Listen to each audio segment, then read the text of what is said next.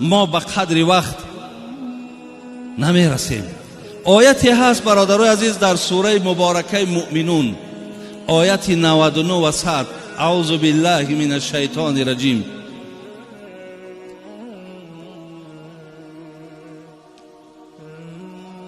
اذا جاء احدهم الموت قال رب ارجعوني لعلی اعمل صالحا فيما تركته كلا انها كلمة هو قائلها ومن ورائهم برزخ الى یوم یبعثون. صدق الله العظیم.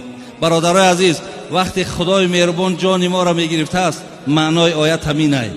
وقتی که دیگر ما بی جان میشویم، وقتی که الله دویم باره جان در ما بر میگرداند، ما از خدای مهربان چی خواهش داریم؟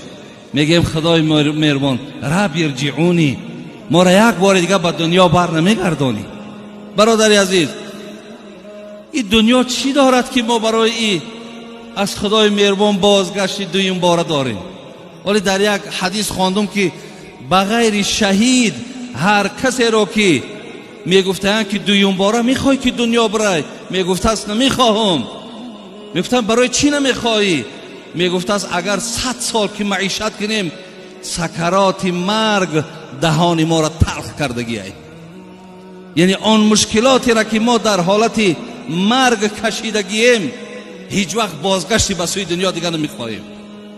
ولی حضرت مولوی خدا رحمت کند جنونی را میگه همه لذات این فانی به می خوردن نمی ارزد.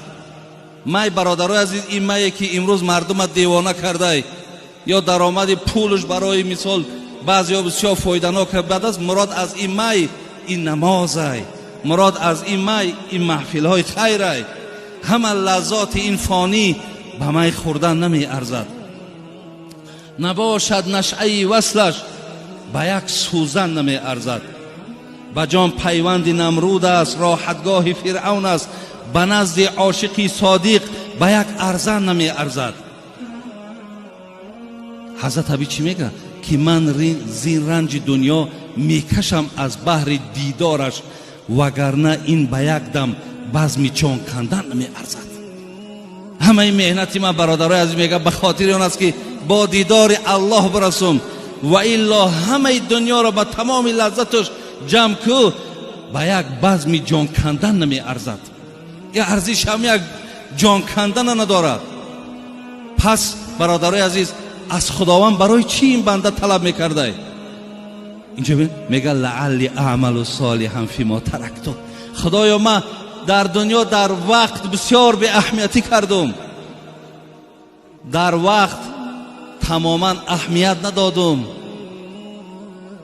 میخواهم که همون به اهمیتی هایی را که در دنیا کردم، وقت های بیهوده را که گذرانیدم، میخواهم جبران او را با عمل صالح بگردانم. میخواهم که عملهای صالح کنم، میخواهم پایبند زیادتر حسنات شوم تا در پیش تو آمده و از اهل خجالت نباشم.